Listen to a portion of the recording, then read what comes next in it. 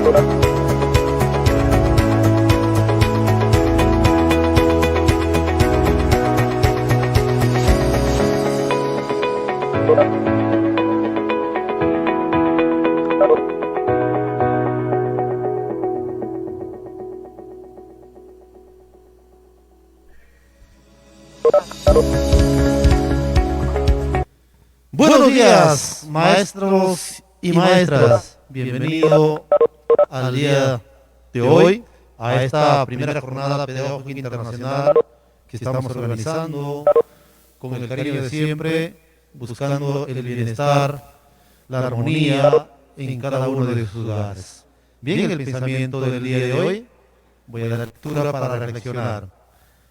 La vida es tan corta para levantarse de mal humor. Ama a las personas que te tratan bien. Ama a aquellas que no lo hacen, solo porque tú sí puedes hacerlo. Créelo, todo pasa por una razón. Si tienes una segunda oportunidad, tómala con las dos manos. Si esto cambia tu vida, adelante. No hay mejor momento para ser feliz que ahora mismo. La felicidad es un trayecto, no un destino. Atesora cada momento que vives y atesóralo más porque las compartiste con alguien especial. Tan especial que lo lleves en tu corazón y recuerda que el tiempo no espera por nadie. Perdona rápidamente, besa despacito, trabaja como si no necesitaras dinero, ama como si nunca te hubieran herido y baila como si nadie te estuviera viendo. Dios nunca dijo que la vida sería fácil, solo prometió que valdría la pena vivirla. Sonríe y sé feliz. Muy bien, con esta introducción y pensamiento del día, voy a saludar con mucho al profesor Germán Cachique Vela en su condición de especialista de educación primaria, especialista de nuestra UGEL Leoncio Prado. Muy bien, voy a dar pase a el director, profesor Lucio Ramírez, para que tenga bien brindar algunas palabras introductorias a esta primera jornada pedagógica internacional. Maestro.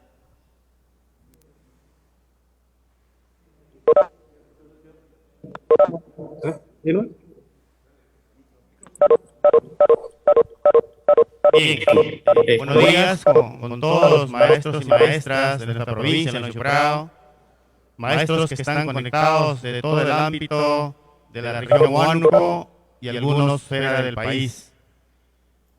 Agradecer infinitamente por esta gentileza, este gesto de invitarme a ser parte de esta importante actividad que tiene carácter internacional.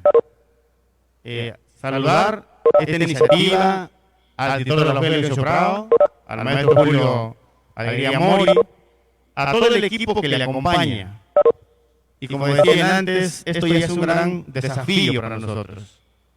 Esto ya es una tarea, es una barrera alta que se le deja a todas las UGEL de la región Huánuco. Porque atreverse a hacer una actividad de esta magnitud, con la calidad de los ponentes que comparten con nosotros desde el día lunes, y es una gran acción. Es importante resaltar ese actuar competente que hoy estamos viendo cómo se despliega, cómo se movilizan recursos humanos, tecnológicos, hasta económicos de repente, pero también cómo están ustedes allí con esa iniciativa propia de querer aprender. Hoy la evaluación formativa busca eso, la autonomía, porque hay que entender que la evaluación está orientada al actuar competente, no tanto a la competencia. Y desde el día lunes que vimos a Gustavo Romero, cómo evaluar, cómo trabajar las competencias en la modalidad de distancia, importantísimo. El día de ayer, a María Ángeles Araujo en el tema de convivencia escolar, el aprender a convivir. Es que eso falta en la escuela también. La convivencia, la confianza de los niños, la confianza con los padres de familia, que es muy importante el día de hoy.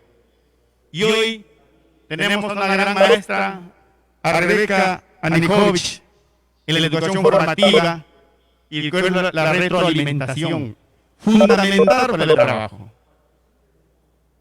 Hace un año, un día como hoy, 17 de febrero de 2020, no sabíamos lo que iba a pasar en el mes de marzo. Y de pronto se viene esta situación de la pandemia y empezamos el 6 como estábamos. Pero nadie claudicó. Hoy día estamos más o menos un poco más de 15 días para empezar las clases el 15 de marzo, pero ya sabemos qué va a ocurrir el 15. Por lo tanto, tenemos que prepararnos. Y esto es una acción que nos invita a reflexionar. Hoy usted está allí en ese espacio, está recibiendo la información que tiene que ser útil para aplicarlo en la vida misma, en la práctica, en el aula. Pero solo usted es responsable de ser consciente de esa actividad, la cual está cumpliendo lo suyo. Y por eso esta reflexión de esta mañana es que tenemos que aprovechar al máximo la calidad de sus ponentes. Y que ese conocimiento que hoy adquirimos debe servirnos para aplicarlo a lo largo de la vida. Si no, no tiene sentido aprender. Aprendamos a evaluarnos para luego evaluar que es muy importante en este contexto. Estimados colegas, seguimos para adelante. Hoy día hay una tarea importantísima. Insisto, cada día aprendemos más. Nunca podemos cerrar la idea de no aprender. Hoy es un nuevo aprendizaje y mañana es otro día. Muchas gracias, estamos aquí para compartir y Dios los bendiga. Bien, maestro, muy amable por sus palabras. Bien, a continuación voy a dar pase a panelista, profesor Germán Cachique Vela. Muy buenos días, mis estimados colegas. El día de hoy vamos a tener el privilegio de ver y escuchar a una reconocida educadora de renombre internacional. Ya en la antesala de este evento, ustedes han podido ver de qué manera se le venía anunciando. Me refiero a la magíster Rebeca Anikovic. Pero vayamos a conocer un poquito más de ella. Vayamos a conocer acerca de su perfil profesional, acerca de sus cargos que en la actualidad viene desempeñando y sobre todo algunas de sus publicaciones finales. Y voy a con vuestro permiso voy a dar lectura a aquellos datos. Ella es profesora de Ciencias de la Educación y profesora en Psicología. Es especialista y magíster en formación de formadores de la Universidad de Buenos Aires, allá en la República de Argentina. Es profesora en el profesorado de enseñanza media y superior en Ciencias Jurídicas de la Universidad de Buenos Aires. Es docente de posgrado en la Universidad de Flaxo y en la Escuela de Educación de la Universidad de San Andrés. También es directora del profesorado universitario en la Universidad de San Andrés. Asesora pedagógica en instituciones educativas de Chile, Colombia, Uruguay, Brasil y Argentina. Es formadora de docentes de todos los niveles educativos. Es autora y coautora de libros referidos a la didáctica y a la evaluación y a la formación docente. Sus publicaciones recientes son La práctica como eje de la formación, Gestionar una escuela con aulas heterogéneas, Evaluar para aprender, la evaluación significativa, la evaluación como oportunidad, el sentido de la escuela secundaria, entre otras publicaciones. En realidad es vasta su experiencia y trayectoria.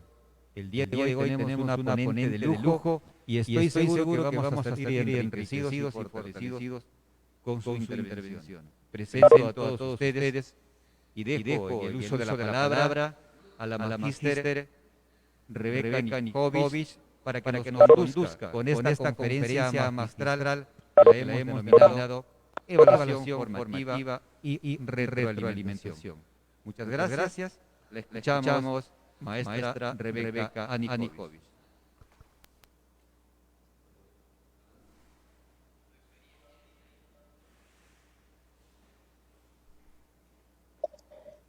Bueno, buenos días con todos, con todas. Muchísimas gracias por la invitación, por dejarme compartir con ustedes estos temas que nos ocupan a todos los maestros y las maestras, no solamente en periodo de pandemia, sino nos ocupan cotidianamente en nuestras reflexiones, en nuestros modos de estar permanentemente actualizados, pensando cómo enseñamos mejor, cómo logramos que todos nuestros estudiantes aprendan. Así que me da muchísimo gusto compartir con ustedes y voy a poner en pantalla una presentación para que ustedes puedan ir siguiendo. Y dos temas centrales que vamos a abordar: el tema de la evaluación formativa, y dentro de la evaluación formativa, a partir de muchísimas investigaciones, a partir de mucha mirada de práctica en el aula presencial y en el aula virtual, hemos encontrado que la retroalimentación ocupa un lugar fundamental, es un eje fundamental de la evaluación formativa. Así que voy a abordar estos dos temas desde dos perspectivas. Por un lado, conceptual, teórica, para entender en qué marco definimos la evaluación formativa y la retroalimentación, pero también con muchos ejemplos de aula presencial o de aula virtual, que pueden ayudarnos a pensar mejor cómo encarar este 2021. Lo primero que quiero compartir con ustedes es algunas diferencias para poder entender por qué hoy estamos hablando de evaluación formativa, qué tradición estamos tratando de dejar atrás con relación a la evaluación. Entonces quisiera centrarme en la función pedagógica de la evaluación. Y la función pedagógica de la evaluación tiene algunas ideas centrales que voy a compartir con ustedes. La primera es que la evaluación formativa, este nuevo modo de mirar la evaluación, hace un reconocimiento de la diversidad de trayectorias de nuestros estudiantes. Nuestros estudiantes vienen, digamos, recorriendo trayectorias diferentes, itinerarios diferentes, y hay algo en la evaluación formativa, algo que tiene que ver con el acompañamiento a estas trayectorias individuales. Función muy importante para poder ayudar a nuestros estudiantes a mejorar sus aprendizajes y a lograr sus competencias. La segunda función, digamos, pedagógica de la evaluación es contribuir al desarrollo de habilidades metacognitivas, es decir, lograr que los estudiantes gestionen su propio proceso de aprendizaje, que desarrollen autonomía en la gestión de la información y el conocimiento basado en competencias para lograr ser estudiantes autónomos. La autonomía aquí es un horizonte muy importante al cual queremos llegar, porque sabemos hoy que nuestros estudiantes van a tener que seguir aprendiendo a lo largo de toda la vida. Y entonces necesitamos que desarrollen esa capacidad de aprender a aprender. La tercera función tiene que ver con cómo enseñamos a nuestros estudiantes a desarrollar capacidades y competencias de autoevaluación y de evaluación entre pares. Y esas son prácticas definidas muchas veces teóricamente, pero poco llevadas a la práctica. Entonces, parte de la función pedagógica de la evaluación es enseñarle a nuestros estudiantes a autoevaluarse y a poder evaluar a otros. También decía que un eje central de esta función pedagógica es la retroalimentación formativa, y de ello me voy a dedicar en particular en los próximos minutos. La idea de que necesitamos que los criterios de evaluación sean públicos y compartidos, que los criterios deben de ser ocultos, como la evaluación tradicional, que solo el maestro, el profesor sabía los criterios con los que estaba evaluando a sus estudiantes, y hoy los nuevos paradigmas de evaluación plantean que los criterios deben ser públicos, compartidos, y algunos avanzan un poquito más y dicen que deberían ser construidos también por los estudiantes como modo de apropiarse de esos criterios de evaluación que de alguna manera orientan al estudiante hacia dónde tiene que avanzar. También la función pedagógica de la evaluación es trabajar con instrumentos auténticos, trabajar con instrumentos que no sean recoger, por ejemplo, definiciones de memoria de un tema. Maestro, disculpas. Sí. Un favor, si pudiera levantar el volumen de su micrófono o acercarse un poquito más al web fácilmente. Allí está mejor. ¿Está mejor allí? Hola, hola. ¿Está mejor? ¿Se oye mejor ahora? Sí, ahí está mejor. Muchas gracias. Un poquito más, gracias. Muy bien, gracias. Les decía la necesidad de trabajar con instrumentos, de utilizar instrumentos auténticos, que en general cuando uno piensa en un instrumento auténtico piensa en trabajar con problemas, con casos, con proyectos, con dilemas, y no con instrumentos para recoger información que el estudiante aprende de memoria, ¿no?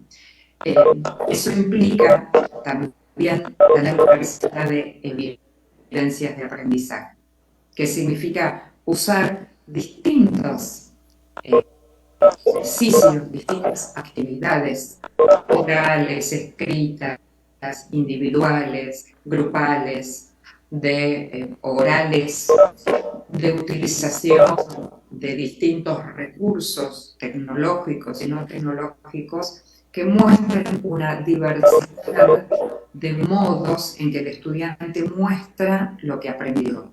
Y no usar, por ejemplo, siempre una prueba escrita con 5 preguntas, o no usar siempre un cuestionario o no usar siempre multiple choice de verdadero o falso, sino utilizar diversidad de evidencias de aprendizaje. Esta es una síntesis, por supuesto, mostrando algunas diferencias donde pone el foco la evaluación tradicional, mucho más en la certificación y en el resultado final, que en todo este recorrido que yo he compartido con ustedes. En ese sentido, la evaluación formativa, que es lo que los gobiernos el año pasado, cuando comenzó la pandemia, han de alguna manera establecido que el modo en que se iba a evaluar iba a ser de modo formativo, que de ninguna manera contradice la evaluación certificativa, pero sí poniendo el acento en estas tres ideas de comunicar a los estudiantes en qué van a ser evaluados y los criterios de evaluación, en valorar el desempeño de cada estudiante a partir de analizar las evidencias de aprendizaje y en la retroalimentación de los estudiantes. Todo esto, como les decía hace un ratito, con un horizonte de lograr un aprendizaje autorregulado. ¿Qué significa un aprendizaje autorregulado? Bueno, que el estudiante sea capaz a lo largo de toda la escolaridad, por supuesto, esto no se construye en un día ni en un año, sino a lo largo de toda la escolaridad, un estudiante que sea capaz de organizar, planificar sus estrategias de enseñanza, de darse cuenta si está aprendiendo, de darse cuenta si necesita cambiar la estrategia que está utilizando, de hacer consciente, de explicar con sus propias palabras, no solamente qué está aprendiendo, sino cómo lo está aprendiendo. ¿Por qué es importante el aprendizaje autorregulado? Porque está íntimamente vinculado con el desarrollo de la autonomía. Un estudiante autónomo es un estudiante que es capaz de autorregular sus aprendizajes. Por ejemplo, es un estudiante que es capaz de darse cuenta si la maestra o el profesor le diga que tiene que volver a leer el texto porque no lo entendió lo suficiente, ¿no? Ese sería un ejemplo muy concreto, muy puntual de un estudiante autorregulado. Se da cuenta que si no le dedica más tiempo no va a poder alcanzar a desarrollar su tarea, se da cuenta que esa estrategia que eligió para resolver problemas no le permite llegar de manera exitosa a la resolución de problemas. Entonces, el objetivo, la meta, el propósito del aprendizaje autorregulado está íntimamente ligado con el desarrollo del estudiante autónomo. Un estudiante que desarrolla, como les decía, estas habilidades metacognitivas. Por ejemplo, se da cuenta si le falta información, la tiene que buscar. Se da cuenta si las estrategias que usa son pertinentes o tiene que buscar otras alternativas. Es alguien que analiza otras estrategias, las compara, elige la más adecuada, monitorea su propio avance y, muy importante, reflexiona sobre lo aprendido, sobre qué ha aprendido y sobre cómo lo ha aprendido. A mí me gusta compartir algunas herramientas. Aquí tienen un ejemplo que yo vengo compartiendo que se llama la escalera de la metacognición. Sé que es una escalera para trabajar con los estudiantes en 3 momentos de la situación de aprendizaje: al inicio de una tarea o de un proyecto, en la mitad y al final, ¿no? Entonces, fíjense, al inicio uno le ofrece al estudiante una serie de preguntas. Aquí tienen algunas a modo de ejemplo, pero ustedes pueden utilizar otras preguntas, ¿no? Que el estudiante responda, por ejemplo, ¿tengo que hacer esta tarea? ¿Para qué tengo que hacer esta tarea? ¿Qué materiales que recursos necesito? ¿Qué ayuda necesito? Si es que necesito alguna ayuda. Y todas las preguntas que a ustedes les parezcan pertinentes, de acuerdo con la edad de los estudiantes. Entonces, la idea es que los estudiantes respondan todas estas preguntas antes de empezar, por ejemplo, una unidad un proyecto, ¿no? De tal forma que las respuestas a estas preguntas me permitan a mí, maestro, profesor, orientar el trabajo que vamos a hacer en las próximas semanas. En la mitad, hacerle preguntas como, por ejemplo, cómo estoy avanzando, qué estoy resolviendo bien, qué dificultades encuentro, qué me falta o qué necesito para avanzar. Entonces ahí la evaluación formativa cobra ese sentido de parar y mirar lo que estamos haciendo y ver qué necesitamos para reorientar nuestra tarea para poder lograr exitosamente el desarrollo de capacidades y competencias. Y obviamente al finalizar esa unidad, ese proyecto, preguntas como por ejemplo qué aprendí, cómo lo aprendí, qué me resultó más fácil, lo difícil, cómo lo podemos mejorar, para qué me sirvió, y todas las preguntas que ustedes quieran, por supuesto, agregar. Con toda esta perspectiva, digamos, de la evaluación formativa, les decía hace un ratito que ocupa un lugar central la retroalimentación. Y ustedes verán aquí una imagen, ¿no?, de subir escaleras, y es un poco la imagen que a mí me gusta compartir de retroalimentar, porque la retroalimentación tiene que ver con esta idea de ayudar siempre al estudiante a subir un escalón más en su proceso de aprendizaje. La retroalimentación desde este paradigma no es decirle al estudiante está bien o está mal, sino siempre es ayudar al estudiante a subir un escalón más en su proceso de aprendizaje. Entonces, ¿qué funciones viene cumpliendo la retroalimentación, sobre todo en contextos virtuales, como hemos visto en el 2020 y seguiremos viendo en este 2021? Por un lado, una función de acompañar y contener. Y yo aquí puse algunos ejemplos en palabras de maestros que han dicho por qué o cómo han llevado adelante la retroalimentación en su función de acompañamiento. Una maestra nos respondió, por ejemplo, en un primer momento, el foco estuvo en generar una conversación amena con las familias y estudiantes, enfocando más en lo emotivo y en la concientización de quedarse en casa para cuidarnos entre todos. Allí la retroalimentación que esa maestra utilizó tuvo una función fundamentalmente de acompañamiento, de contención, no de verificación si el estudiante estaba logrando una competencia, sino esa retroalimentación se convirtió en una función de acompañamiento. Una segunda función de favorecer la reflexión, y entonces tomamos un ejemplo de otro maestro que nos decía, la pregunta relevante no es qué hizo bien o mal el estudiante, sino qué debe hacer ahora, cómo avanzar, qué grado de conciencia tiene acerca de su recorrido, avances, logros y dificultades. Entonces ese maestro entendió que otra función importante de la retroalimentación es favorecer la reflexión de los estudiantes acerca de cómo están aprendiendo. Una tercera función es la de diálogos. La retroalimentación dentro de la evaluación formativa es dialógica, no es unidireccional, no soy solo yo verso, o le digo al estudiante acerca de sus aprendizajes, sino es un diálogo, donde otro maestro nos decía, rescatando aspectos positivos de las producciones del estudiante, ofreciéndole sugerencias y pistas para que reflexionen y vuelvan sobre algún aspecto de su trabajo, ¿no?, haciendo ejemplos y planteando preguntas para orientarlos. Aquí vemos la función de diálogo de la retroalimentación.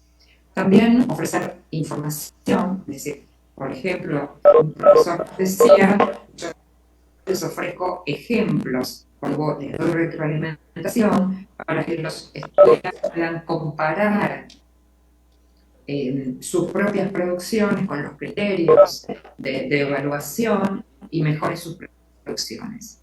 Y por supuesto, una función muy importante, pero esa es para nosotros, los maestros y los profesores, es que la retroalimentación, en este caso de los estudiantes a nosotros, nos permite ajustar las propuestas de enseñanza. Por ejemplo, una profesora nos dijo, yo retomé diferentes conceptos que durante la corrección grupal me di cuenta que no quedaron claros. Entonces, esa situación me permitió a mí ajustar mi propuesta de enseñanza de la clase siguiente.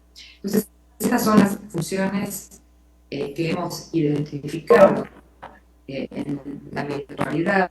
Por supuesto, también son funciones que las podemos utilizar en la presencialidad, pero que son las que han puesto en marcha los maestros en el 2020 a partir de la pandemia.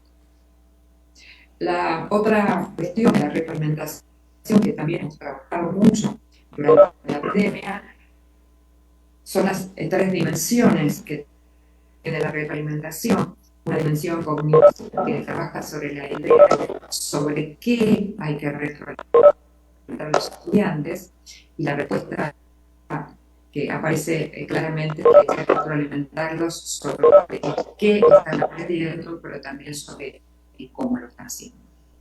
La segunda dimensión es una dimensión organizativa. Nosotros necesitamos, por ejemplo, ponernos de acuerdo entre los maestros de una escuela acerca de cómo vamos a ofrecer la retroalimentación oral, escrita, individual, en pequeños grupos, por teléfono, por WhatsApp, a través de una plataforma. Lo vamos a hacer con qué frecuencia, todas las semanas, qué día, los lunes, los miércoles. Bueno, esta dimensión organizativa que nos permite que reciben la retroalimentación también puedan organizarse para poder trabajar con esa retroalimentación. Y por supuesto, siempre una dimensión emocional, porque la retroalimentación impacta siempre emocionalmente en los estudiantes. No solamente qué les decimos, sino cómo les decimos, tiene un impacto emocional. Y además, pensando puntualmente en la pandemia nos atravesó a todos emocionalmente, nos impactó a todos, adultos, familias, maestros, estudiantes, con lo cual, cuando nosotros ofrecemos retroalimentación, también tenemos que conocer en qué situación emocional se encuentra ese estudiante, qué pasa con su familia, con su situación de salud, de trabajo de sus padres, ¿no? Todo eso forma parte de la dimensión emocional de la retroalimentación. Entonces, para poder trabajar con la retroalimentación, nos preguntamos qué tienen que aprender nuestros estudiantes. Y básicamente, en relación con la educación formativa, tienen que aprender a autoevaluarse, tienen que aprender a recibir retroalimentación y saber qué y cómo hacer con esa retroalimentación recibida, pero también tienen que aprender a ofrecer retroalimentación a sus padres, a sus maestros. ¿Qué digo que tienen que aprender estas prácticas? Porque no son prácticas que en general los estudiantes saben, y lo hemos visto el año pasado durante la pandemia, que los estudiantes no tenían desarrolladas estas capacidades, estas competencias, porque en general nunca hay tiempo de enseñarlas. Siempre corremos de programas largos, contenidos que hay que desarrollar, y nunca tenemos tiempo para estas prácticas.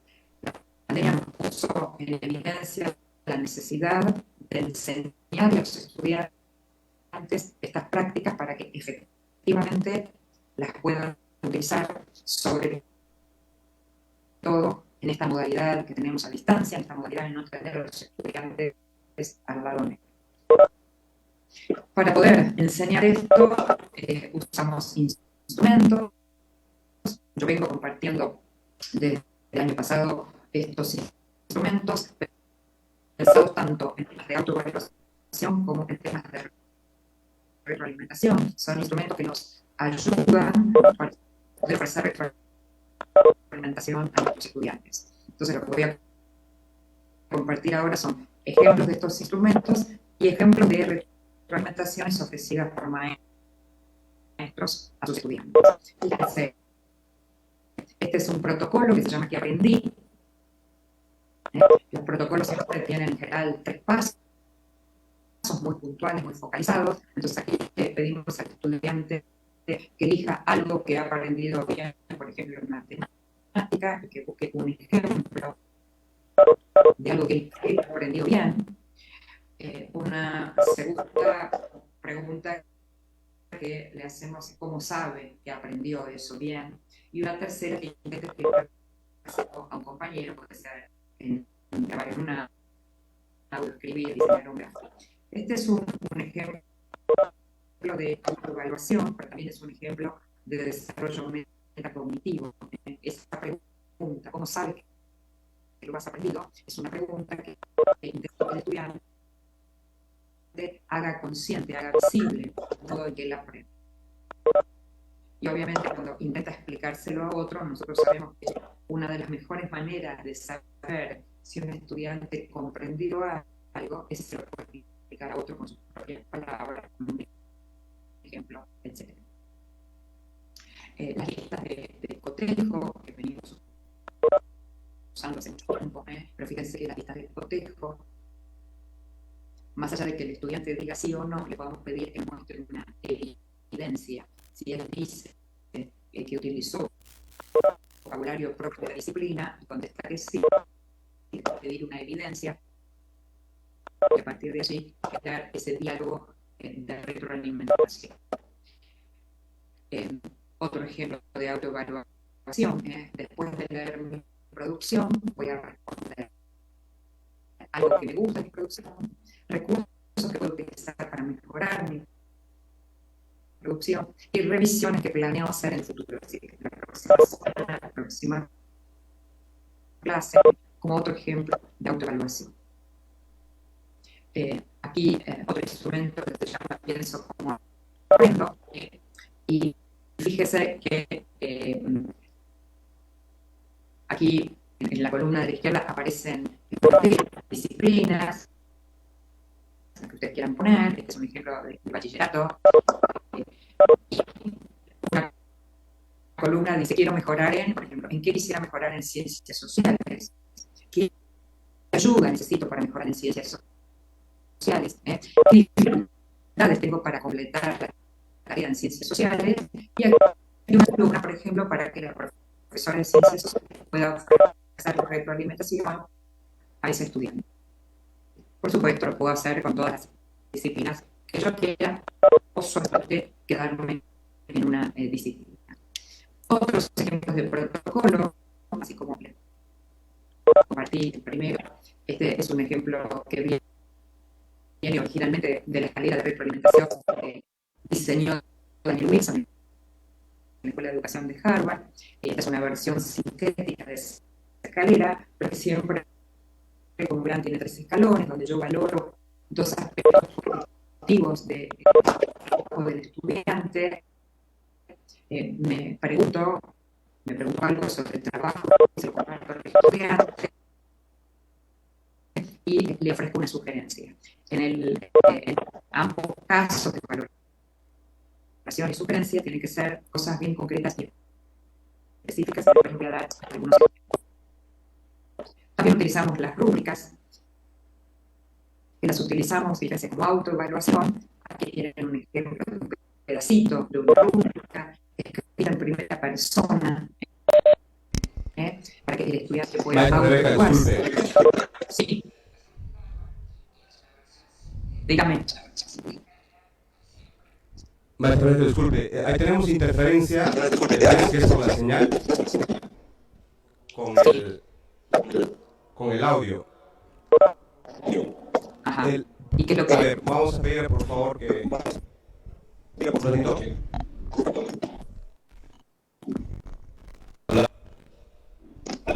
Sí.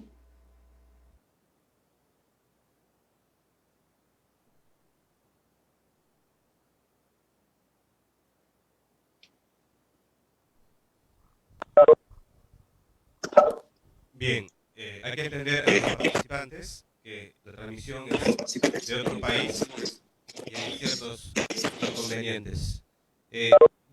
profesora, le voy a pedir un favor que apague su cámara. Sí. Un minutito. Solo su cámara. Sí. Déjame un minutito.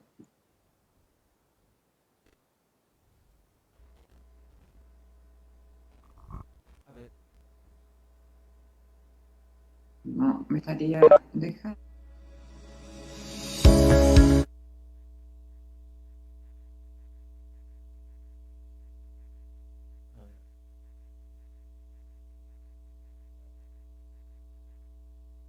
Aló, profesora Rebeca, ¿no encuentra la opción?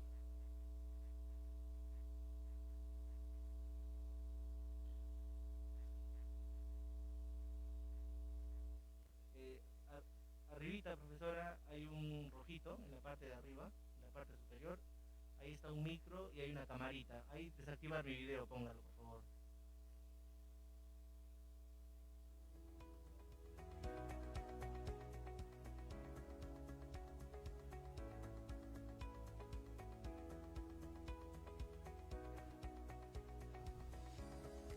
Ya, vamos a probar, por favor, el micrófono. A los demás colegas que están en el Webex, por favor, si pueden apagar sus pantallas o sus monitores o cámaras. Hola.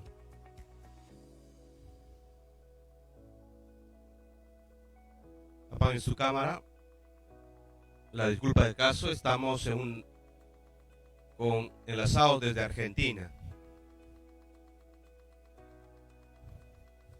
Apaguen por favor sus cámaras.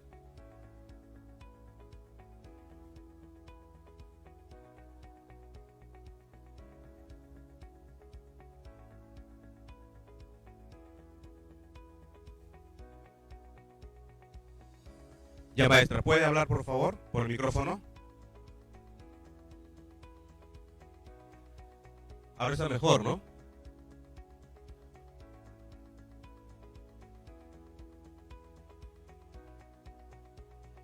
Ya, ahí está mejor. Sí, ha mejorado bastante. Vamos a pedir a los demás docentes que por favor apaguen su cámara. Ok, muy bien. Estamos mejor.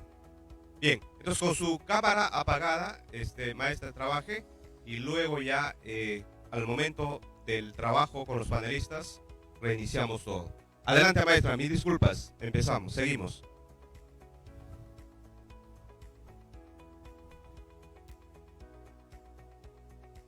Está escrita aquí en primera persona, justamente para que un estudiante pueda autoevaluarse y a partir de su autoevaluación el maestro puede ofrecerle retroalimentación. Entonces, aquí tienen un ejemplo de una rúbrica, aquí tienen otra más compleja para estudiantes mayores, pero son todos ejemplos de instrumentos que me permitirían a partir de ello ofrecer retroalimentación. Por supuesto, para los niños más pequeños, las maestras de nivel inicial trabajan con cuadernos de campo que les permiten registrar información para después ofrecer retroalimentación. Estas son las 5 estrategias que más se han utilizado en el 2020 con relación a cómo dar retroalimentación. La primera es ofreciendo preguntas, y un ejemplo de esta estrategia es preguntarle al estudiante, por ejemplo, ¿me puedes contar cómo has llegado a resolver este problema? Es una pregunta que yo le hago para que el estudiante reflexione, se quede pensando, y a partir de allí iniciar un diálogo, una conversación.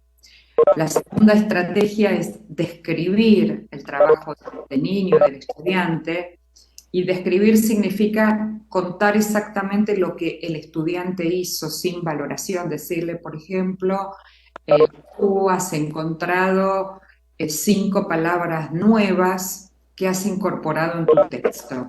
Eso es describir lo que él hizo. Y es una manera de retroalimentar en el sentido de iniciar una conversación ayudándolo al estudiante a visibilizar lo que él ha hecho. La tercera estrategia fue valorar avances y logros, y aquí quiero ser muy específica con un ejemplo. La valoración no alcanza con decirle has trabajado muy bien, porque esa valoración no le da ninguna información al estudiante acerca de qué es lo que hizo bien. Entonces yo puedo decirle, por supuesto, has trabajado muy bien, pero después tendría que agregar, valoro que has buscado fuentes de información validadas científicamente, valoro que has encontrado 3 maneras diferentes de resolver un problema, es decir, en la valoración tengo que darle información sobre algo que hizo bien, sobre alguna fortaleza. Lo mismo con ofrecer sugerencia. La sugerencia que diga tienes que trabajar mejor no es una sugerencia, porque no le da ninguna pista al estudiante para que efectivamente mejore su producción. Y la última, ofrecer andamiaje, que es cuando yo, por ejemplo, le cuento al estudiante y le muestro cómo yo resuelvo ese problema, para que después el estudiante me muestre cómo él lo resuelve, y por supuesto todas estas estrategias tienen que ver con el inicio de diálogos, de conversaciones. Aquí les comparto ejemplos que son para mejorar, que no son ejemplos buenos de retroalimentación. Fíjense, tienes que mejorar la coherencia y la cohesión de tu texto. Si yo soy un estudiante que no sé muy bien de coherencia y de cohesión, esta sugerencia no me ayuda para mejorar. Segunda, valoro tu responsabilidad. ¿Qué entiendo yo por responsabilidad? ¿Qué entiende el estudiante? ¿Qué significa ser responsable? ¿Significa que hice algo bien? Entonces necesito especificar cuando me refiero a responsabilidad de qué estoy hablando. Lo mismo con la tercera, has avanzado mucho pero puedes lograr más. No sé ni en qué avancé y no sé qué podría lograr más. Entonces estos son ejemplos para mostrar que este tipo de retroalimentaciones no ayudan a mejorar los aprendizajes de los estudiantes. Les voy a mostrar ahora algunos ejemplos que sí están bien. Este es para nivel inicial, la maestra le grabó en un audio y le mandó a la familia. Hola Lara, qué divertida la propuesta que compartieron en familia. Esto es porque la familia le mandó fotos a la maestra de algo que habían hecho. Veo que usaron materiales y jugaron con el cuerpo. Te propongo dibujar tus manos o tus pies y después nos muestres los dibujos. Eso es un buen ejemplo de retroalimentación para las familias a nivel inicial. Aquí otro ejemplo. Sofi, muy lindo tu dibujo. Valoro mucho tu dedicación y creatividad en el dibujo realizado. Sería interesante poder leer una descripción escrita tuya sobre lo que ocurría en los viajes hacia el campo. Así puedes expresar en tus palabras lo que has comprendido y sentido en la lectura del texto. Te sugiero pensar en estas preguntas a modo de reflexión. ¿Cómo eran los viajes en familia? ¿Qué es lo que más le gustaba a la protagonista de viajar en auto? ¿Cómo se comportan todos los miembros de la familia durante el trayecto? Puedes pensar en un título representativo para tu dibujo. Como ustedes verán, aquí hay descripción, valoración, sugerencias, orientaciones, preguntas, ¿no?, que conforman una buena retroalimentación. Aquí, para estudiantes grandes, valoro los variados ejemplos que has elegido para explicar el concepto de contaminación ambiental. Tu opinión personal es importante. Para sostenerla necesitas fundamentarla utilizando fuentes de información científica. Te propongo leer el trabajo de Emilia para orientarte. Como ustedes verán, todos estos ejemplos de retroalimentación son específicos, concretos y bien focalizados. No son retroalimentaciones largas, son breves para que el estudiante pueda tomar en consideración la retroalimentación y mejorar su producción. También podemos retroalimentar si los estudiantes utilizan portafolios. Portafolios son esas colecciones de trabajo y hay distintos tipos de portafolio. Aquí yo les puse algunos ejemplos, pero es bien interesante. Por ejemplo, tomo un ejemplo de portafolio donde le pedimos al estudiante que guarde su portafolio, ya sea digital o en papel, digamos, si no tiene acceso a plataforma, que guarde un texto que escribió, una producción escrita del mes de marzo y que le parezca que está bien y que justifique por qué está bien. Le pedimos que vuelva a incluir en abril otra producción que mejore la de marzo y que justifique por qué, y así varias veces en el año. Y nosotros, sobre eso que el estudiante elige para poner y la justificación, por supuesto podemos ofrecerle retroalimentación. Para finalizar la presentación, compartir con ustedes que todo proceso de retroalimentación tiene un sentido que no es solamente qué es lo que digo, sino cómo digo lo que digo. Importa el tono, importa el modo en que ofrecemos retroalimentación. Si estuviéramos haciendo la retroalimentación en un Zoom como este o en un espacio como este, importa el gesto, ¿no? Si mi cara está sonriendo o mi cara está enojada. Si yo grabara por audio una retroalimentación, el tono, si yo lo digo con amabilidad o lo digo con enojo, se nota en el tono. Entonces, nosotros los maestros tenemos que desarrollar competencias de comunicación para poder ofrecer una buena retroalimentación. Y aquí sí voy a cerrar, voy a dejar de compartir para que iniciemos un proceso de diálogo, de conversación, que nos permita, por supuesto, a pesar de la cantidad que somos y de la distancia, poder ejercer algún diálogo que nos permita, bueno, aclarar, complementar inquietudes que ustedes tengan. Muchísimas gracias por la escucha.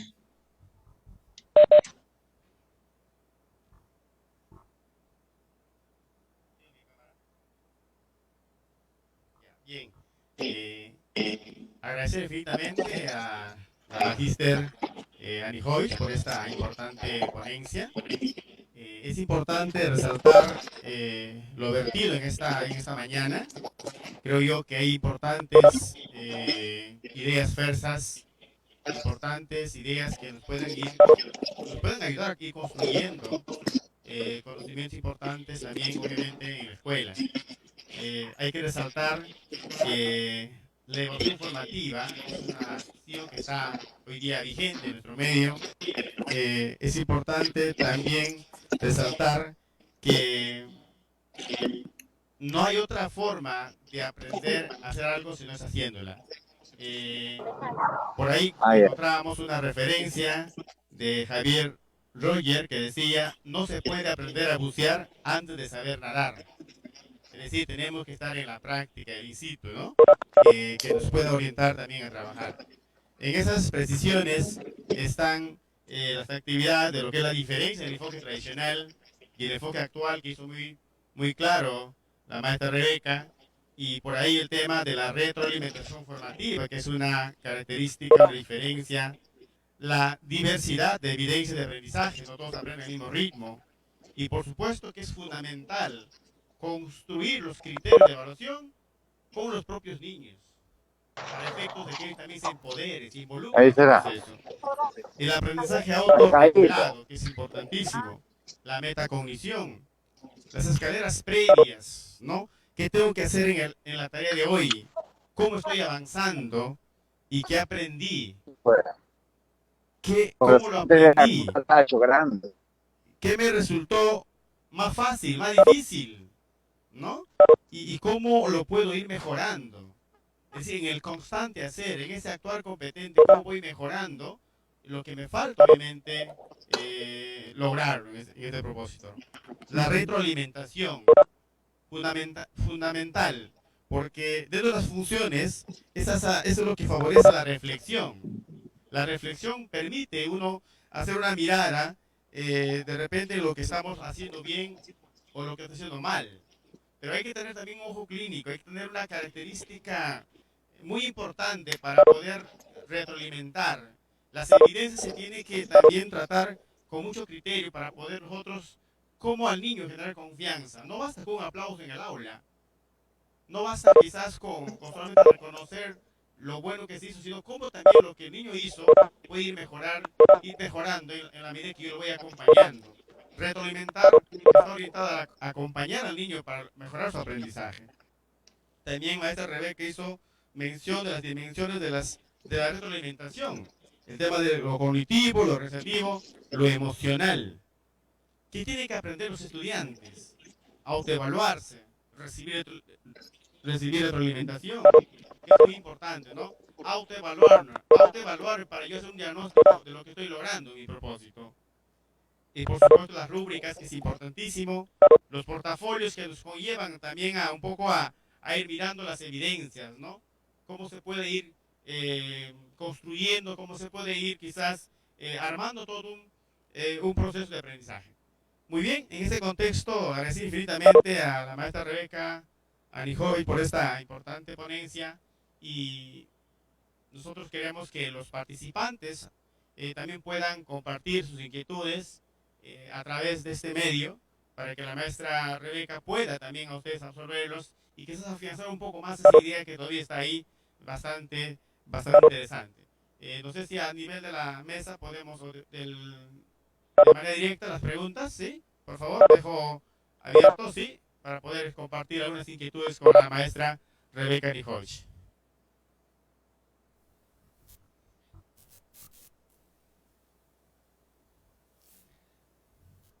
Mientras nuestros estimados maestros plantean sus preguntas ahí en el chat, quiero expresar mis disculpas, estimados participantes, por el percance suscitado el día de hoy en el desarrollo del evento.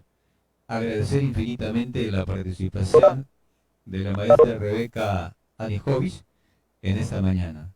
Permítame hacer algunas precisiones, algunas síntesis de su intervención. Lo dijo ella y lo quiero reiterar y lo quiero precisar. ¿Qué implica, estimados maestros, abordar la evaluación formativa? Y aquí hay que considerar tres aspectos fundamentales en nuestra práctica, en nuestro ejercicio docente diario. Comunicar a nuestros estudiantes de qué manera van a ser evaluados. Primer elemento vital, los criterios de evaluación. Eso lo tenemos que tener bien claro. Y eso lo dice la RM0124 acerca de la evaluación. Primer elemento, comunicar a los estudiantes de qué manera van a ser evaluados a través de los criterios de evaluación. Segundo, también elemento vital, valorar el desempeño de nuestros estudiantes a través del análisis de las evidencias. Importante, elemental. No puede existir una retroalimentación sin evidencias. Y el tercero, ofrecer la retroalimentación propiamente dicha a nuestros estudiantes. En el devenir de nuestra práctica docente, mis estimados colegas, hemos evidenciado que esto es una necesidad latente de nosotros los maestros.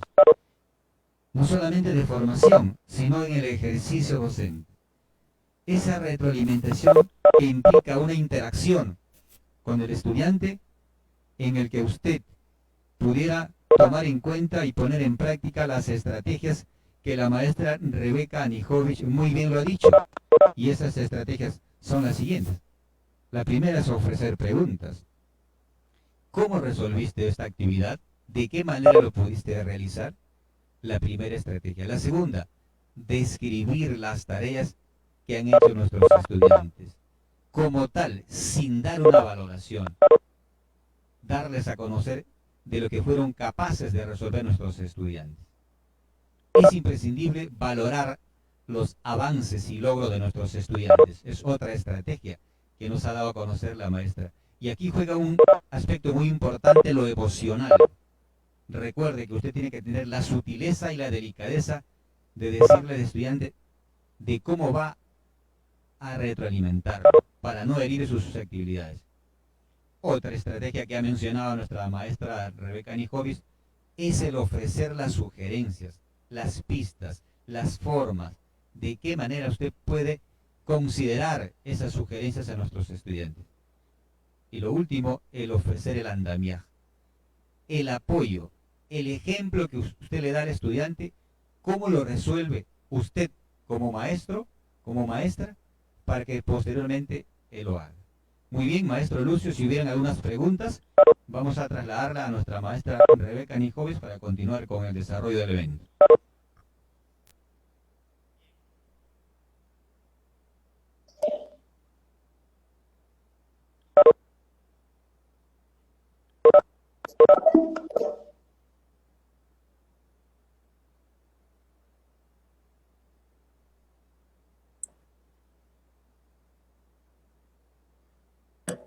Ya, bien. Hay una pregunta en el chat de Ernesto Rivera. Dice, estimada maestra, perdón, estimada maestra, ¿se puede realizar una retroalimentación grupal? ¿En qué casos y de qué manera? Maestra Rebeca.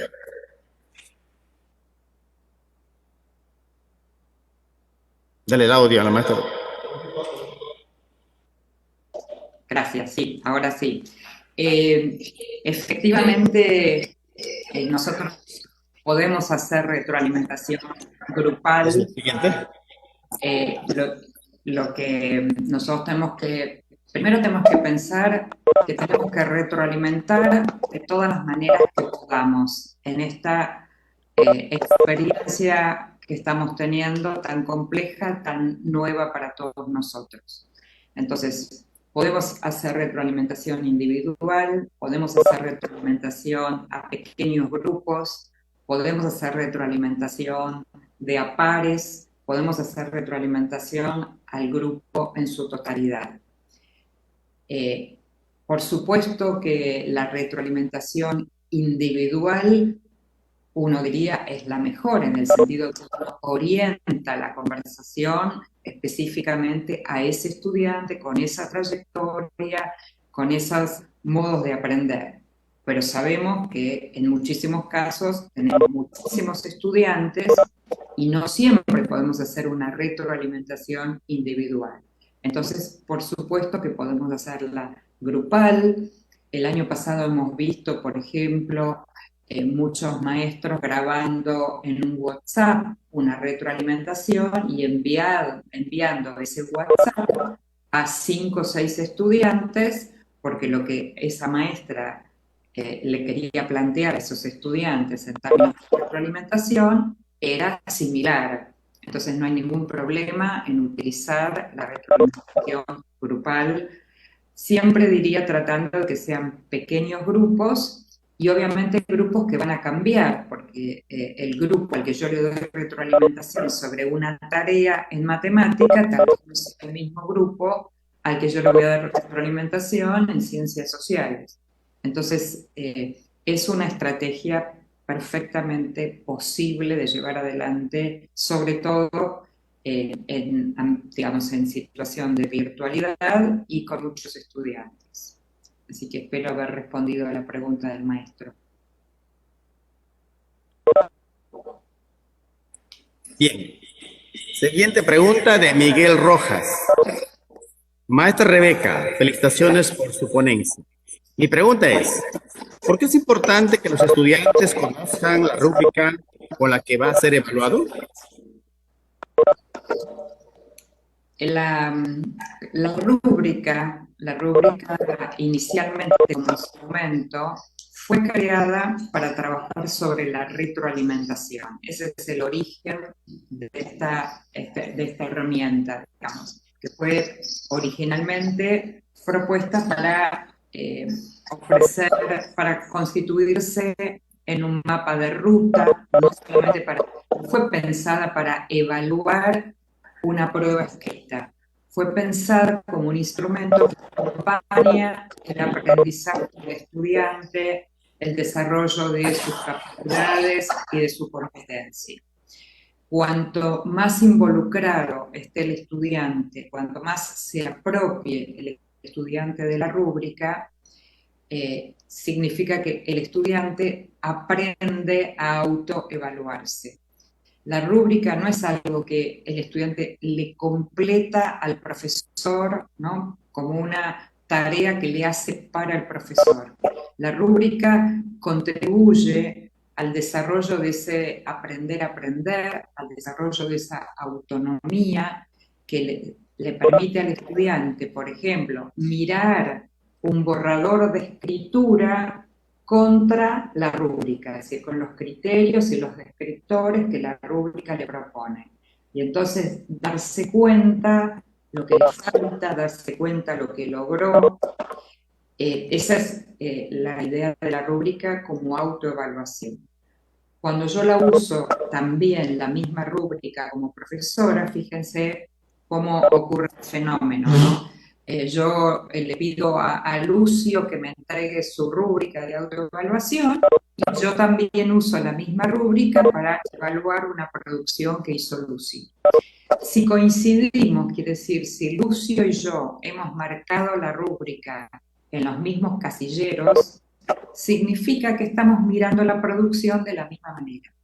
Pero supongamos que Lucio marca en la rúbrica en un criterio un nivel de calidad muy bajito y yo le marco un nivel de calidad más alto.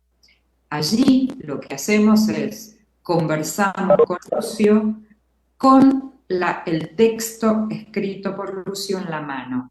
No es una conversación de poder, donde yo le digo a Lucio, no importa dónde usted marcó, yo soy la profesora, sino le digo, Lucio, muéstreme en la evidencia de su trabajo por qué usted se ubicó en este nivel de calidad en la rúbrica. Y yo le voy a mostrar por qué yo pienso que su texto está en otro nivel de calidad. O sea, es un ejercicio de diálogo, de comunicación, de construcción de miradas.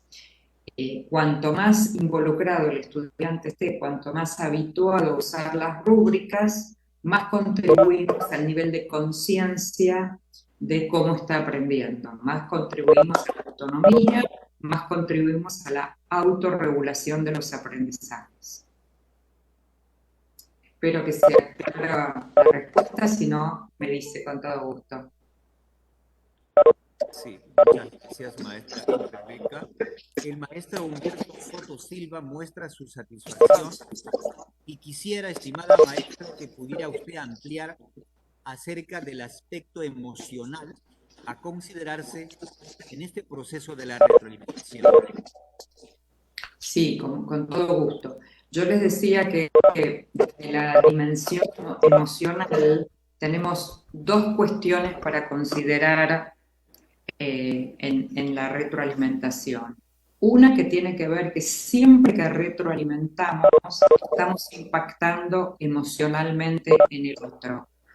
Por ejemplo, si yo le digo a alguien, qué bien que trabajas, estoy impactando positivamente. Esa persona se siente bien, estoy contribuyendo a su autoestima, ¿no? A elevar su autoestima. Entonces, lo mismo al revés, ¿no? Si le digo algo que no está bien, seguramente va a impactar de diferentes maneras, pero siempre tiene impacto emocional en la retroalimentación. Lo tiene no solo en la escuela, lo tiene en la vida cotidiana, cuando nosotros retroalimentamos a nuestros hijos y le decimos algo, ¿no? En una conversación, cuando conversamos con nuestras esposas, esposos, hay algo la retroalimentación que tiene que ver con la buena comunicación y siempre impacta qué digo y cómo lo digo. Si yo ahora les dijera a ustedes, por ejemplo, en un tono de voz como se los voy a decir, miren, Me encanta estar acá con ustedes, ¿no? Les dije que me encanta estar acá con ustedes. El tono que yo les dije impacta porque ustedes no me creen. Y no me creen porque hay algo de el tono de voz que yo usé para impactar en ustedes. La segunda parte que les decía de la dimensión emocional tiene que ver particularmente con la situación de pandemia que nos atravesó a todos y obviamente a nuestros estudiantes. Y entonces, por ejemplo, ofrecerle retroalimentación a un estudiante cuya familia está en estos momentos con COVID o cuya familia, por ejemplo, en estos momentos perdió el trabajo o cuya familia tuvo un familiar fallecido. Hay algo de lo que es el sentido de la oportunidad de la retroalimentación para impactar emocionalmente en alguien que a lo mejor en este momento preciso no puede recibir retroalimentación porque no puede hacerse cargo de esa retroalimentación. Esa es la segunda parte, digamos, de la dimensión emocional de la retroalimentación. Muchas gracias. Muchas gracias, maestra. Otra interrogante. La plantea la maestra Karina Arevalo Camarena. Dice así. Maestra, ¿en qué momentos de la sesión se puede hacer la retroalimentación? ¿Al inicio, en el proceso o al final? Bueno, puedo hacer la retroalimentación en los 3 momentos de la sesión. Depende cuál sea mi objetivo y propósito con la retroalimentación. Al inicio puedo retroalimentar si los estudiantes, por ejemplo, contestaron, ¿se acuerdan ese escalón que les mostré de la escalera de metacognición que dice con preguntas como ¿qué tengo que hacer en esta sesión o en esta tarea? ¿Para qué lo tengo que hacer? Entonces, si los niños contestan a esas preguntas, yo puedo iniciar retroalimentando al grupo acerca de orientaciones de cómo encarar la tarea.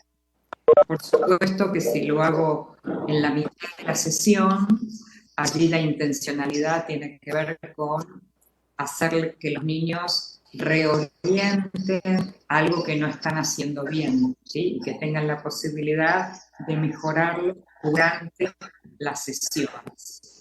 Y si lo hago al final, lo que hago es recuperar lo que sí se hizo bien y dejar, por ejemplo, orientaciones de mejora para la próxima sesión, para la próxima tarea.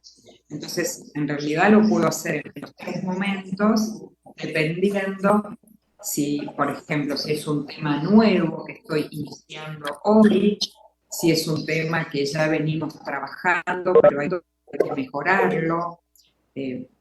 Puedo usar la retroalimentación en cualquiera de los 3 momentos. Lo que diría, siempre es importante que use esa retroalimentación, a veces al principio, a veces en la mitad, no dejar la retroalimentación solo al final, porque cuando la dejamos solo para el final, lo que podemos decir es que la clase o la sesión ya terminó y ahora no puedo mejorar nada. Entonces la retroalimentación formativa siempre tiene la intención de que el estudiante, mientras está aprendiendo, pueda corregir y mejorar lo que está haciendo. Esa sería la respuesta de la maestra. Bien, excelente. El maestro Freddy Guardián pregunta, ¿cuándo una retroalimentación es eficaz en la educación a distancia? Bueno, es eficaz cuando primero es oportuna en el tiempo, es ofrecer una retroalimentación a un estudiante 15 días después que envió una tarea, parte del sentido de la oportunidad. Entonces, es eficiente cuando se ofrece en tiempo y forma, cuando incluye información para que el estudiante pueda mejorar, cuando está focalizada. Por ejemplo, ¿qué quiere decir esto? Si yo retroalimento al estudiante con 25 orientaciones para que mejore, es muy difícil que el estudiante pueda tomar las 25 orientaciones. Entonces, una buena retroalimentación focaliza en 3 o 4 aspectos fundamentales. Recuerden que los tenemos a distancia, los estudiantes no están al lado nuestro. Entonces, es eficaz cuando le permite al estudiante, con la información recibida, mejorar su proceso de aprendizaje. Y una retroalimentación también es eficiente cuando no solo le da información al estudiante sobre la tarea pasada, sobre la que ya hizo, sino cuando también orienta al estudiante para la próxima tarea. O sea, cuando está, nosotros decimos en el campo de la retroalimentación, orientada al futuro, la próxima tarea. Esas serían como 4 o 5 condiciones.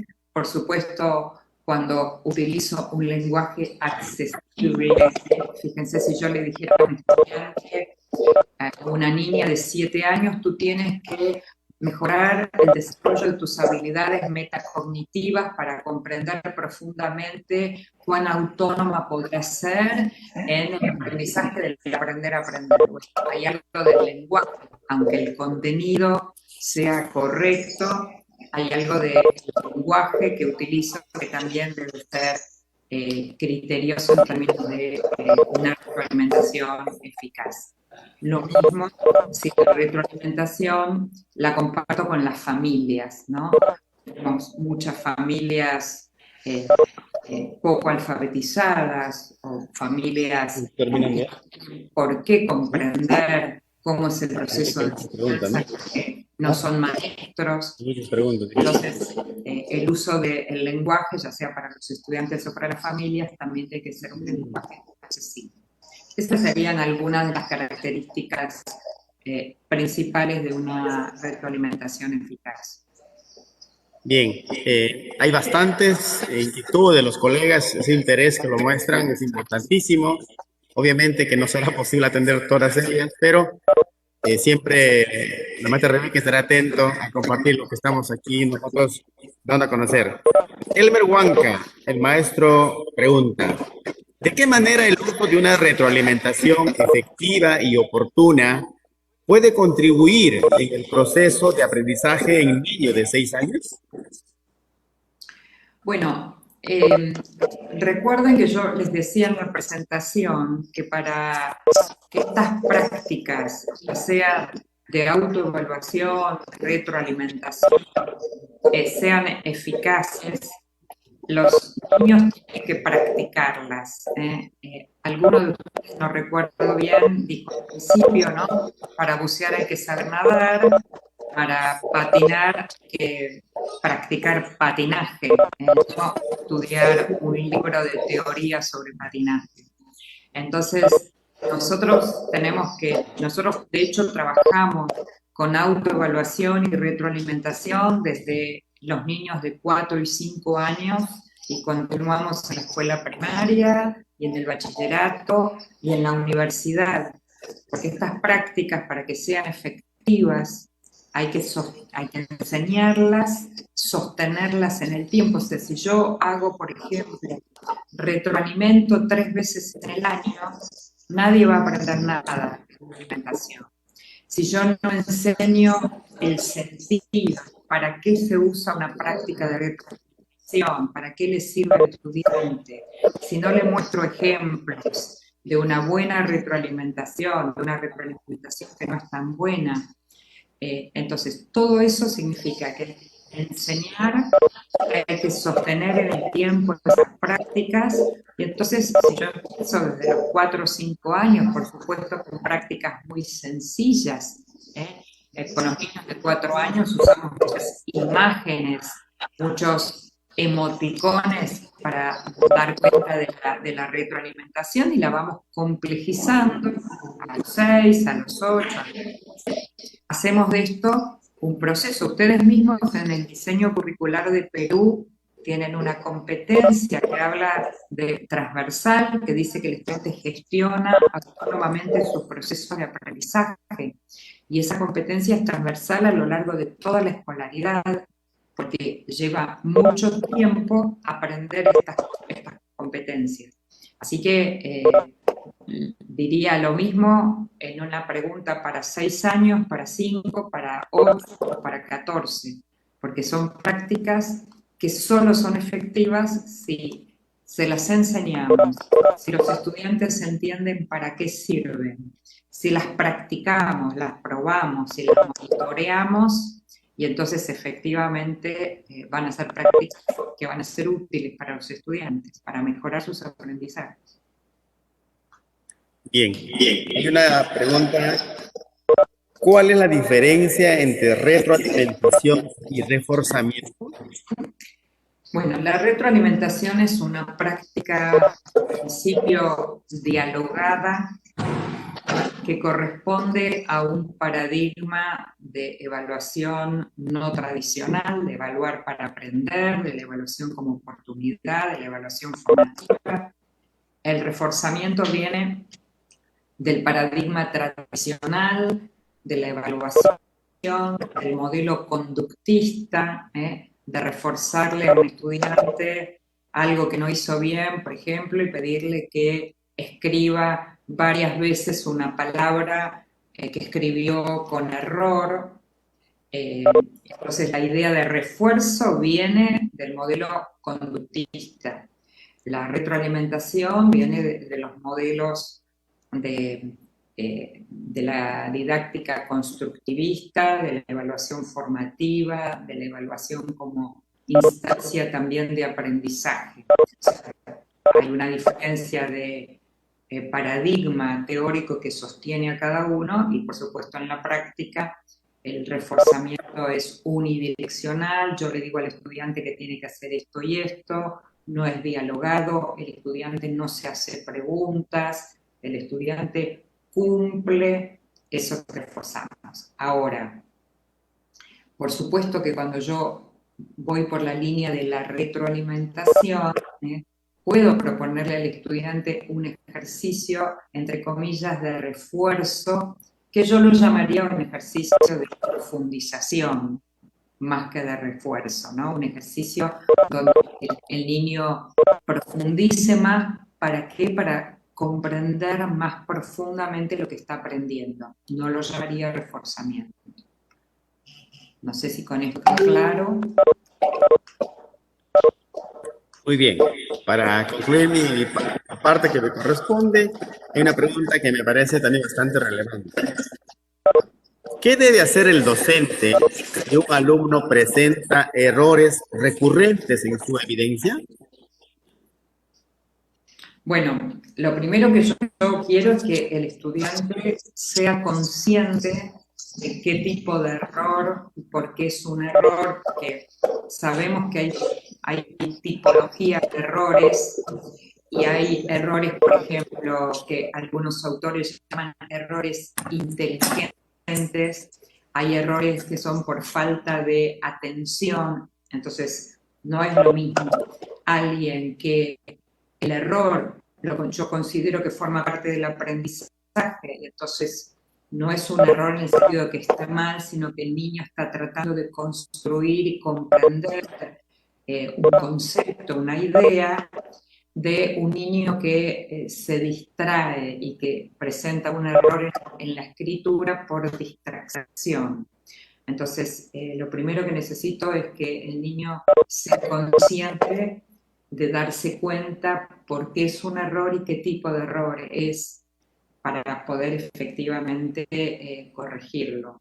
Por supuesto que hay algunos errores que uno termina pidiéndole al alumno que practique, ¿no? Si, muchas veces, casi en broma, decimos, bueno, cuando el adolescente tiene 16 años y sigue escribiendo vaca con B larga, no es momento ya de reflexión, ¿no? Es un momento de indicarle con más precisión que tiene que corregirlo y porque se supone que durante los años anteriores alguna maestra le explicó la diferencia entre la B corta y la B larga y el sentido de escribir correctamente para comunicar mejor nuestras ideas, etc.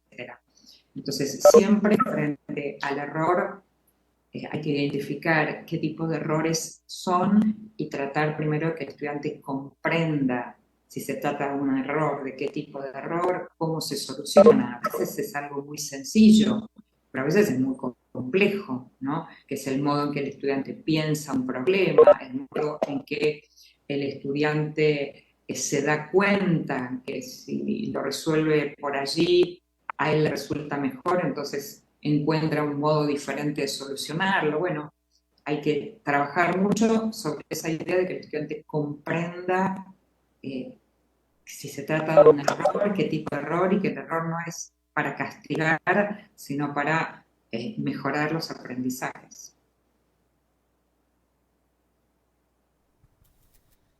Definitivamente, el día de hoy estamos con la satisfacción de escuchar esas precisiones, esos alcances que nos da la maestra Rebeca, y estoy seguro que nuestros maestros están de la misma manera. Agradecer de antemano vuestra participación, y bueno, vamos a continuar con algunas interrogantes que los maestros nos están planteando, y una de ellas es la siguiente. La maestra Elita plantea la siguiente interrogante. Maestra Rebeca, ¿qué es lo que no debe perderse de vista en esencia en una retroalimentación? Bueno, algo de lo que les decía cuando me preguntaron qué es una retroalimentación eficaz. Primero, no hay que perder de vista quién es el otro, a quién estoy retroalimentando, quién es ese estudiante a quien le voy a ofrecer retroalimentación, en qué contexto, en qué situación personal y familiar se encuentra. La idea siempre de que la retroalimentación es ayudarlo a subir un escalón más, no es decirle está bien o está mal, sino es esa imagen de la escalera. Siempre equilibrar entre una retroalimentación positiva, lo que uno llamaría una retroalimentación de avance, y por supuesto señalarle lo que tiene que mejorar, ¿no? De alguna manera se trata de no decirle lo que tiene que mejorar, pero allí sí veo cómo intervengo con lo que le tengo que decir que tiene que mejorar, cómo se lo digo, si uso un ejemplo, si yo le muestro cómo yo lo hago, si le digo que mire el trabajo de un estudiante. Yo tengo que cuidar mucho lo que les decía hace un ratito, qué le digo y cómo se lo digo. Y qué le pido al estudiante que haga con la retroalimentación. Es decir, ¿la recibe y tiene que hacer algo con eso, o simplemente recibió un texto mío con retroalimentación, ¿no? Entonces tengo que cuidar qué le digo y cómo le digo, tengo que saber a quién le estoy diciendo, tengo que siempre pensar en propositivo, o sea, cómo lo que le digo la tiene que ayudar a seguir adelante, no a frustrar y no querer volver a hacer la tarea, ¿no? Esos serían como algunos requisitos básicos. Por supuesto tenemos muchos más, pero estoy tomando los fundamentales, ¿sí? La maestra Janet Salazar plantea la siguiente pregunta. Si un docente tiene dificultad de elaborar su criterio de evaluación, ¿podrá retroalimentar adecuadamente? La verdad es que para retroalimentar yo tengo que tener de base los criterios de evaluación. Es decir, yo no retroalimento sobre lo que a mí me gustaría, ¿no? Si yo no le digo a un estudiante, por ejemplo, algo sobre su producción escrita de acuerdo a mi gusto. Le digo algo de su producción escrita en función de las capacidades y competencias que tiene que alcanzar. Y en eso el diseño curricular de ustedes tiene definidos capacidades, competencias, niveles de logro, tiene bien descrito los criterios, es decir, la referencia de base es el diseño curricular.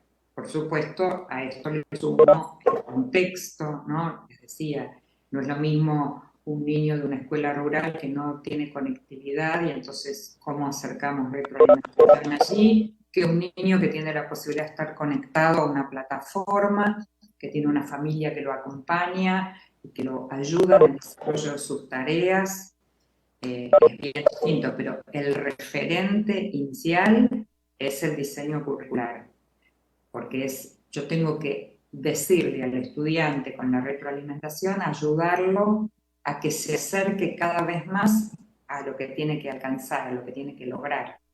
Entonces no es, bueno, le digo que me parece divino la escultura que hizo, que me encanta el cuento que escribió, pero que no reúne ningún requisito de los que las capacidades plantean en relación con la escritura. Entonces necesito el referente del diseño curricular en primera instancia y después, por supuesto, el alumno situado en su contexto. Muy gentil. Maestra Rebeca, en el desarrollo de la ponencia usted nos ha dado a conocer algunas estrategias para brindar la retroalimentación. Asimismo nos ha presentado algunos protocolos. En ese servicio educativo a distancia, ¿cuáles de las estrategias o cuáles de los protocolos serían los más adecuados? Obviamente, reitero, en esta modalidad a distancia. Si hay algo que aprendimos de la pandemia y del aislamiento y la virtualidad, que hay que usar todo lo posible, todo lo posible.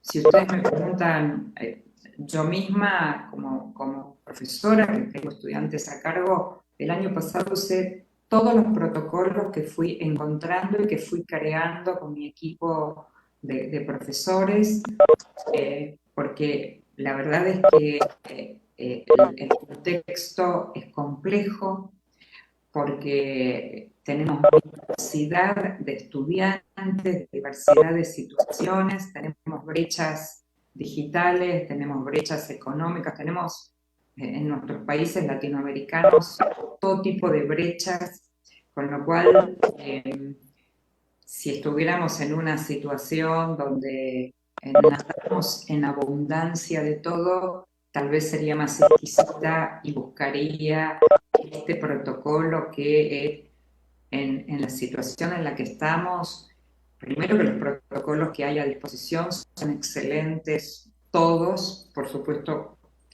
tienen funciones diferentes, pero todos son muy buenos, todos tienen ese propósito de focalizar la retroalimentación, de que el estudiante no reciba tanta cantidad de información en la retroalimentación que no la pueda manejar.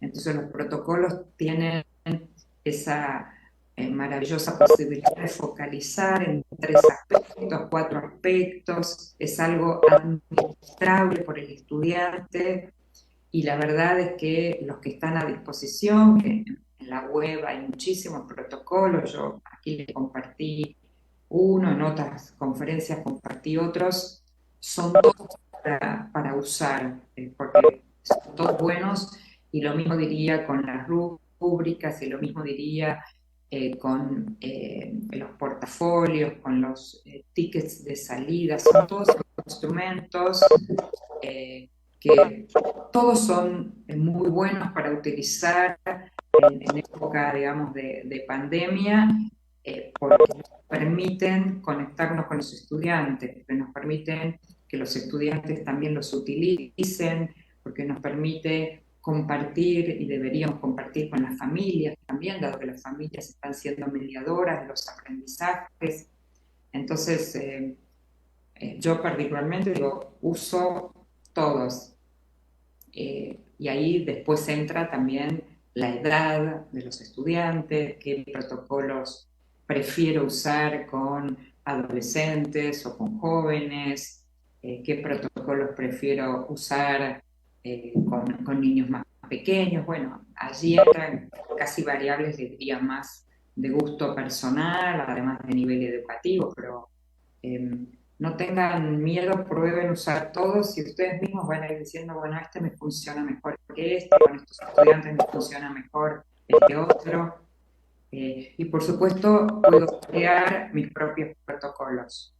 O sea, algunos ejemplos de los que están circulando fueron creados por equipos docentes que, tomando de base cualquiera de los protocolos originales, construyeron, diseñaron sus propios protocolos y los usan con sus estudiantes en sus escuelas, y está funcionando muy bien esa parte, digamos. Así que invito a explorar todo lo que consigan y pensar que para sus estudiantes son importantes y útiles, ¿no?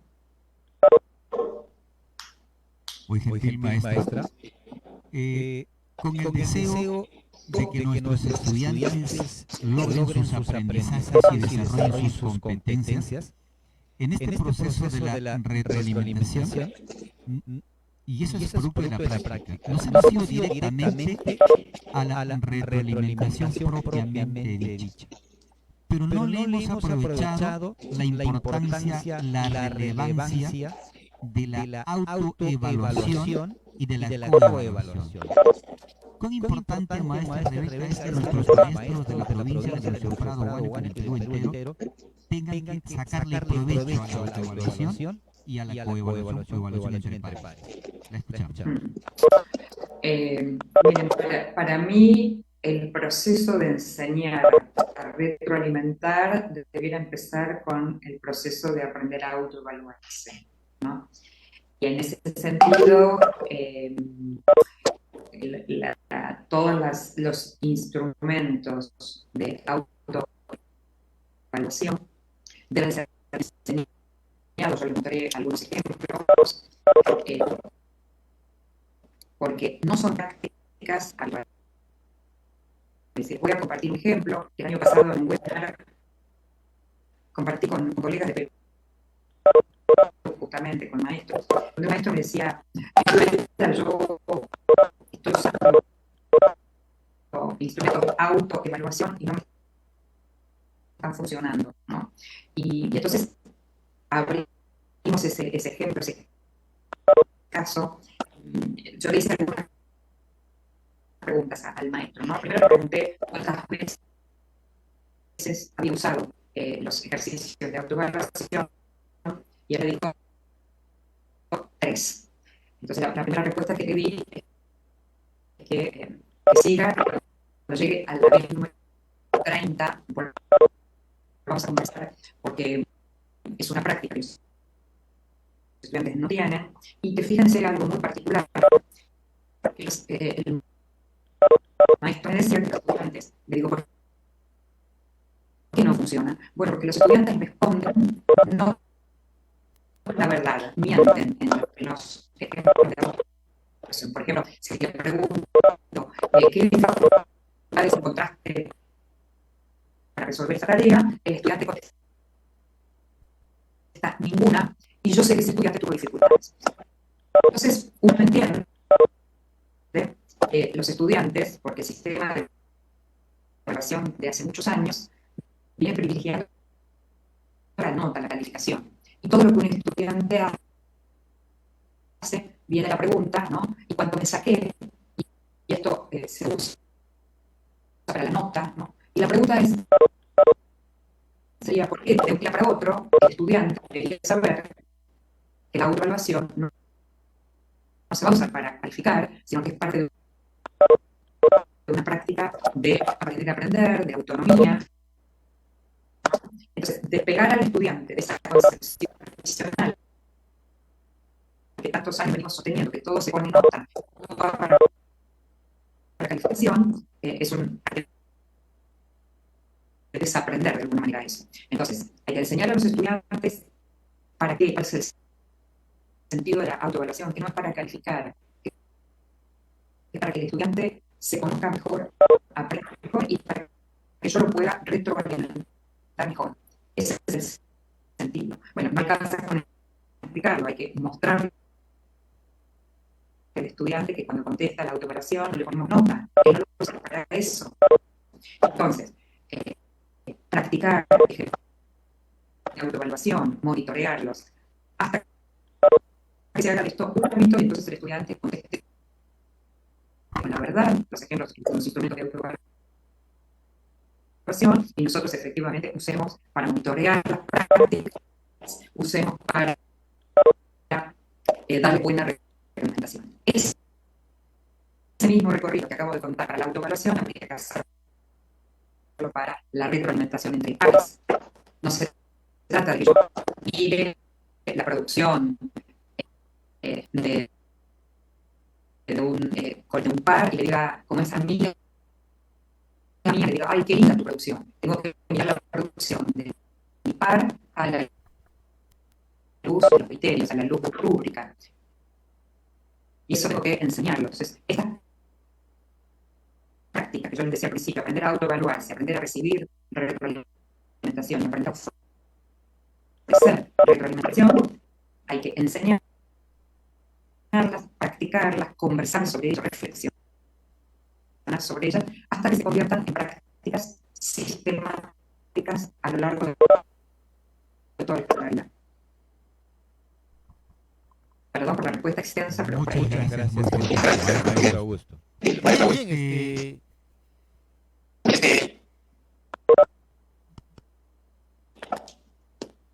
Bien, bien, maestra Rebeca Anijovic, magnífica ponencia, maestra, en este tema muy controversial, en el cual necesitamos empoderarnos aún más sobre la evaluación formativa y la retroalimentación.